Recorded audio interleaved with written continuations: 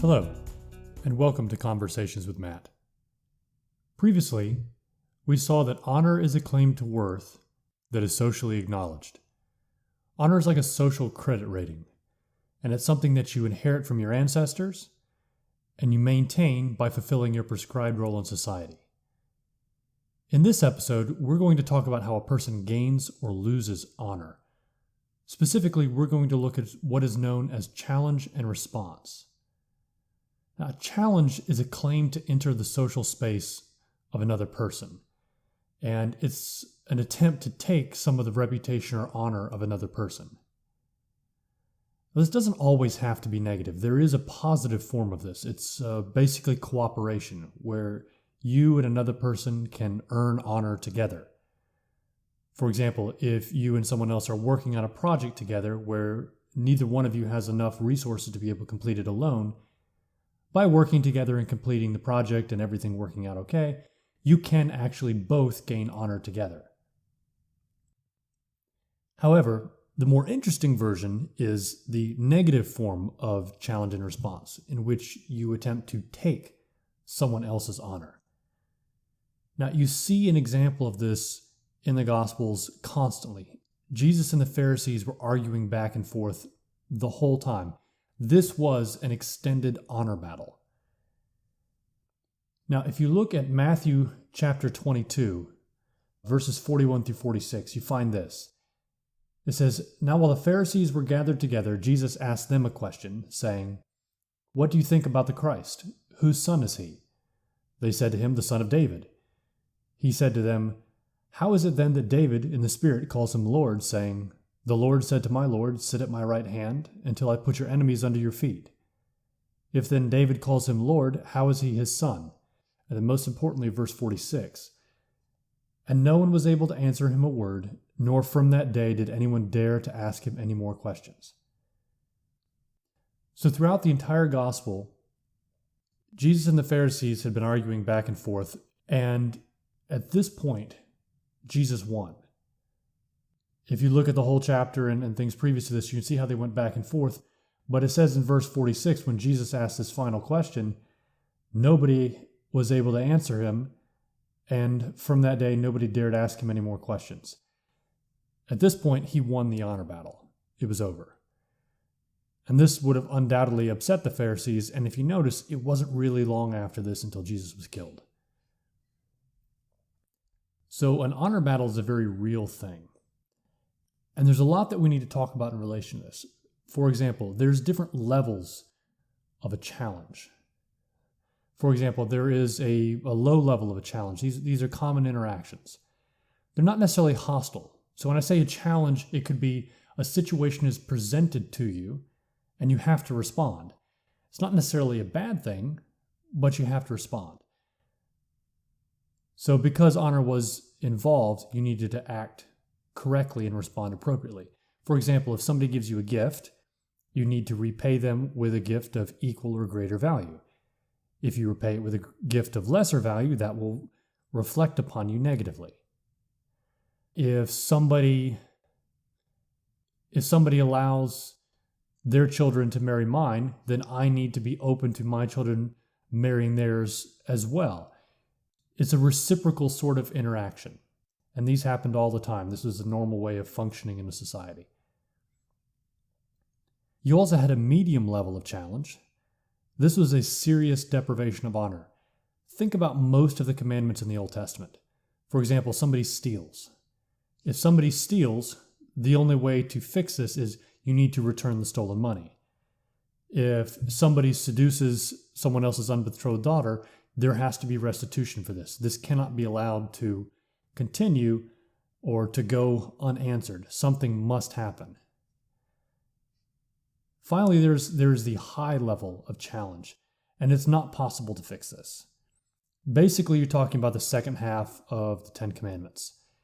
If there's a murder or somebody does something that's very, very serious, it causes a very, very negative response or has a very negative effect. Basically, vengeance is required. And if you look at the commandments, basically they were trying to combat this. They were trying to stop this vengeance going back and forth. Remember, vengeance is the Lord's. It's basically saying don't take matters in your own hands. God is going to sort it out. And the legal system in the Old Testament would have helped to reduce this vigilante element that was inherent in all honor and shame systems. Now, besides the different levels, something we also need to understand is that a challenge can only occur between equals. You cannot have a higher level person and a lower level person have a challenge between them. An inferior person cannot challenge a superior. The superior person would not be required to answer. The other way around, a superior person can assault an inferior without challenging that person's honor, whereas an equal must answer a challenge. If you notice in the Gospels, Jesus rarely argued with the Sadducees. Socially, they were above him. The only times that you really see something like that happen are when Jesus is in the temple, and that's sort of their domain. So sometimes there will be a response there, but most of the time he argues with the Pharisees because Pharisees and Jesus as a rabbi were on the same level socially. This brings us to the whole issue of going to court. Luke 18, 1-3, it says, "And he told them a parable to the effect that they ought to always pray and not lose heart. He said, in a certain city there was a judge who neither feared God nor respected man. And there was a widow in that city who kept coming to him and saying, 'Give me justice against my adversary.'"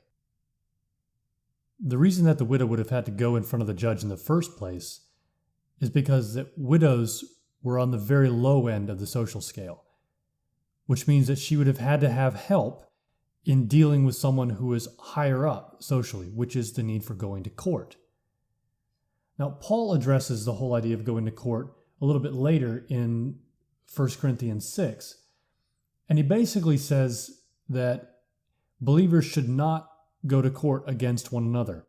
And the reason for this is because it was highly dishonorable to go to court, to have a legal battle against somebody who is your social equal, because this basically says you are weak and cannot deal with your equals.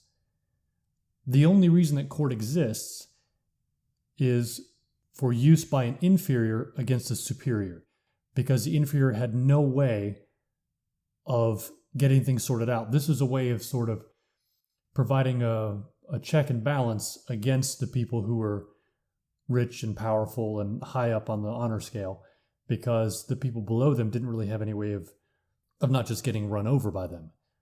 So, if you needed to go to court, that was what that was for. It was for use by an inferior against a superior. But between equals, it was highly dishonorable. And it wasn't just a Christian thing. This was an everybody thing. Paul was saying, because this is highly dishonorable, don't do this. Because basically what happens is you reduce the challenge to a feud or a war. Something else about the challenge and response that we should note is that it must occur in public. Honor is a claim to worth that is socially acknowledged. That means that if it's going to be socially acknowledged, it must occur where people can see what's going on and to comment on it, because the public is really the judge in who has what honor level. So if it doesn't occur in public, then it doesn't count. So when we look at John chapter 3, Nicodemus is talking to Jesus about the new birth, we see something interesting. Let me read the first 3 verses. Now there was a man of the Pharisees named Nicodemus, a ruler of the Jews. This man came to Jesus by night and said to him, "Rabbi, we know that you are a teacher come from God, for no one can do these signs that you do unless God is with him." Jesus answered him, "Truly, truly, I say to you, unless one is born again, he cannot see the kingdom of God." Now most people think, or at least most people today in this country are told that Nicodemus was something like, he's being weak. He was not wanting to, face Jesus in public. He was sort of slinking away to hide and talk to him at night when nobody could see or had any idea what he was saying. He was basically being afraid. This is completely wrong. Nicodemus coming to Jesus at night was a way of avoiding all of this honor and shame challenge. What was happening here was that Nicodemus was asking Jesus a real question. He actually wanted an answer. If he had done this in public, if he had asked him where other people could see, it would have been a challenge between two religious experts, and it would have been seen as a challenge. However, by Nicodemus showing up to Jesus at night, he's saying, I would really like an answer to this question. Can you please answer me honestly? And then when Jesus gives his truly, truly, I say to you, we'll get into more about what this means in a later episode, he is giving Nicodemus a real response. So what's happening is we're getting a real conversation between Nicodemus and Jesus, not the sort of honor and shame challenge and response that you see between Jesus and the Pharisees when they're having their public arguments. So in the next episode, what we're going to do is we're going to look at how all of this honor and shame stuff applies to families and one's social circles. So if you haven't done it yet, please subscribe to this podcast so that you can keep up with this series as well as the ones to come. And if you're listening to this, then you've probably heard several episodes by now.